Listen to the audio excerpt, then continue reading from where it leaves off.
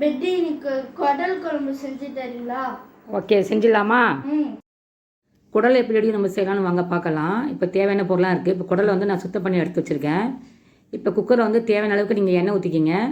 எண்ணெய் ஹீட் ஆனதுக்கப்புறம் பார்த்தீங்கன்னா பட்டை, லவங்கம் அதை போட்டுக்கோங்க. வெங்காயம் நல்லா பொன்னிறமாக வந்து வதங்கணும். வெங்காயம் போட்டு நல்லா நம்ம வதக்கிக்க போகிறோம். வெங்காயம் வதங்க பார்த்திங்கன்னா தக்காளி 2 தக்காளி கட் பண்ணி போட்டிருக்கேன். அதை நல்லா நீங்கள் வதக்கிக்கிங்க. இப்போ நான் இஞ்சி பூண்டு நான் வந்து பேஸ்ட்டாக அரைச்சி வச்சுருக்கேன். அதில் வந்து சோம்பு, சீரகம், மிளகு கொஞ்சம் தண்ணி ஊற்றி நல்லா பேஸ்ட்டாக நான் வந்து அரைச்சிக்க போகிறேன். அந்த அரைச்ச பேஸ்ட்டை நீங்கள் அதில் போட்டு நல்லா வதக்கிக்கிங்க. இப்போ அந்த சுத்தம் பண்ண குடல் இருக்கு இல்லையா, அதில் நீங்கள் போட்டு நல்லா ஒரு 5 நிமிஷம் நல்லா வதக்கிக்கிங்க. இப்போ மஞ்சத்தூள் போட்டுக்கோங்க.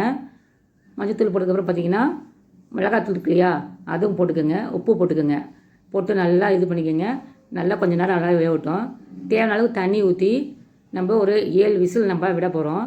நல்லாவே வெந்துடும் இது. இப்போ வந்து தேங்காய், கசகசா, முந்திரி தண்ணி ஊற்றி நல்லா பேஸ்ட்டாக நான் அரைச்சி வச்சுருக்கேன். அதை நான் வந்து இப்போ ஊற்றிக்க போகிறேன். இப்போ இதில் வந்து பார்த்திங்கன்னா நான் கத்திரிக்காய் இருக்கு இல்லையா, அதையும் நான் போட்டிருக்கேன். ஒரு விசில் வந்து கத்திரிக்காய் விட்டுருக்கேன். வெந்ததுக்கப்புறம் நம்ம அரைச்சோம் இல்லையா, அந்த பேஸ்ட்டை நீங்கள் ஊற்றிக்கிங்க. சூப்பராக இருக்குங்க இந்த ரெசிபி.